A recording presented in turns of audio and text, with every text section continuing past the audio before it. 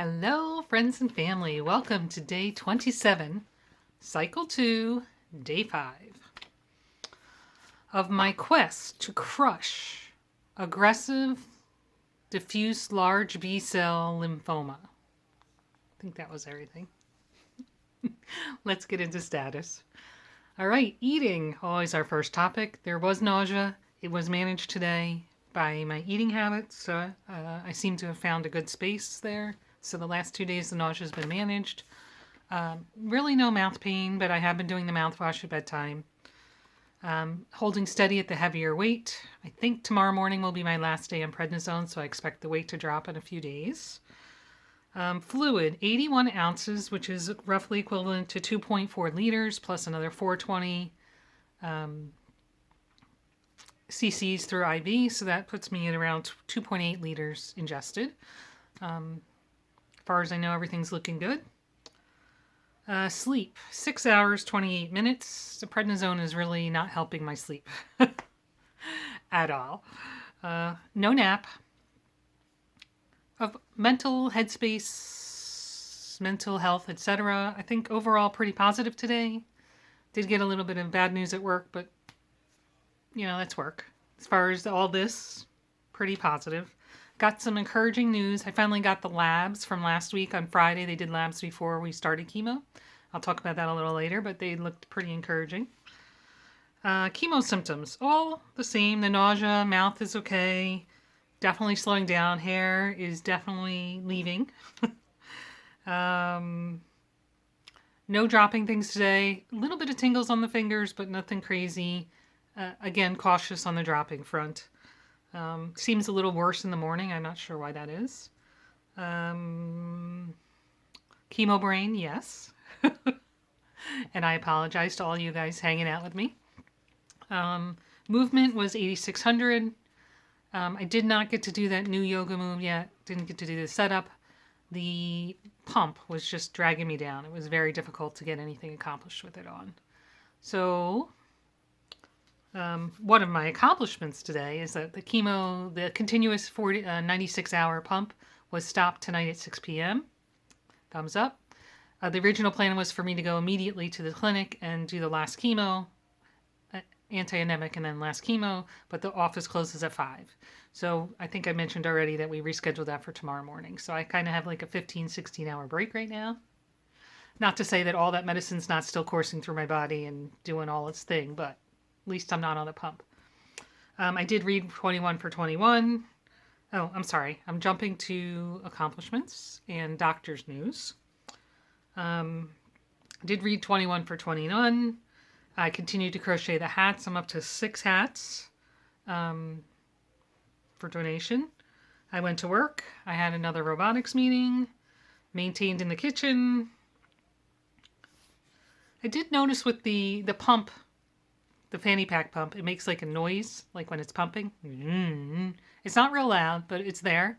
And I noticed over the last couple of days of turning kind of Pavlovian about it. I hear the pumping and I'm like, oh, I must be feeling bad. Like it's making my brain think that they're, intellectually I know that it's pumping poison into me. So when I hear the pump, I'm like, oh, this is no good, no good. But overall, the last couple of days have not been nearly as bad as Sunday was. So I'm not sure what the distinguishing factor was there, but I feel much better today.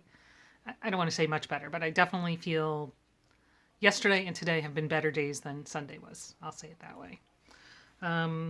Still would like to work on the compilation of treatment 1, but didn't get any work done on that today. Let me know. Oh, that's a separate question. I'll get there. So tomorrow I have more chemo, and then I wanted to talk a little bit about labs. So let me move over a little bit.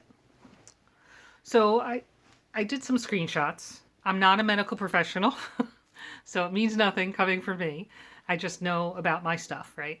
So we know that there was a there was a metastatic mass on my liver, and therefore my liver enzymes since November, and even a little bit before November, were elevated above normal.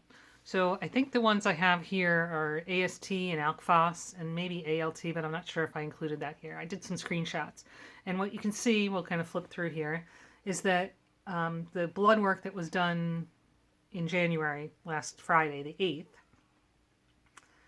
or the last one in the graph, if you look here, is that all the liver enzymes have gone back into the normal range. And that's just after treatment 1. That was before treatment 2 started. So to me, that's very encouraging. Now, that doesn't mean that that there's no mass on the liver anymore, but maybe it's smaller. Maybe it's smaller. Also, maybe my body got used to it. I mean, we won't really know until we do some kind of internal diagnostic, CT or PET scan. But hopefully that's in the works for the next couple weeks. The other thing was my calcium. I think I talked about calcium early on when I was in the hospital. One of the main reasons that I went to the hospital early on was that my calcium was crazy high, dangerously high. And so they had to mitigate that and get the treatment going as quickly as possible. The calcium you can see here on the graph, I think it's a graph, I can't remember, or it's a chart, graph or chart, came down, and it's been in the normal range now for a little while. So again, good news. And we knew that was normal during treatment 1, so definitely the calcium came down, so that's encouraging. I didn't take screenshots, but my bun creatinine, the creatinine, and the bun creatinine ratio, which are indicators for your liver function, were all good. So that's encouraging. And the last one I wanted to show you, I don't have a picture, I have a graph. Here it is. LDH. So LDH, and I only did perfunctory looking, and again, I'm not a medical professional, is an indicator. I don't want to say it's a cancer marker, but it's kind of an indicator of how many organs are engaged or stressed. I guess this is a better terminology, stressed by by anything, in my case, cancer. And if you look at the top of the chart, you can see through November and most of December, the numbers were crazy high. And they started to come down. I think the lab work after my first treatment showed it still high outside of the normal range, but much lower than it had been. And this time, on January 8th, the number came down to, I think it's just 1 point above the high end of normal. So to me, again, not a medical professional, that seems like good news. So all that lab information made me feel pretty good that we are accomplishing what we're supposed to be accomplishing here. So I'm pretty excited from that perspective. So maybe the 4 cycles is realistic based on how my body's responding. On the flip side of that, I don't want to stop too soon and have to start again. So obviously I'm just kind of rolling with it, and we'll figure it out as we go along. But it seems to me, in my layperson, that maybe something's working, and I guess we'll have more sense once we get a picture of the inside and see what's going on. So I'm pretty excited about that. That really lifted me today. Let's see if there's anything else to talk to you guys about. More chemo tomorrow. Oh, I took some YouTube classes last night. Okay, I already mentioned that the prednisone is messing with my sleep pretty significantly, but I think tomorrow morning will be my last dose. So hopefully in the next couple of days, I'll kind of kick that out. In any case, I took some YouTube classes last night to try and improve my lighting so that there's not lots of super glare on my glasses. I can still see a little bit, but hopefully it's a little better and not as distracting. So hopefully I'm improving a little bit as far as my video skills go. All right, let me just take one more quick peek at the notebook, see if there's anything else I was supposed to tell you guys about.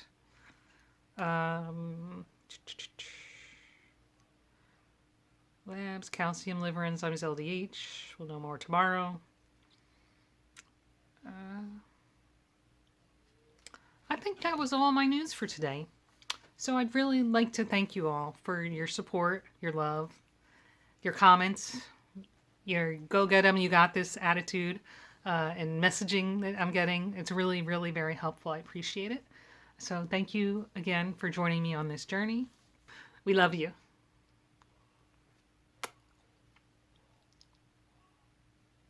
Remember, every day is a gift. Live it.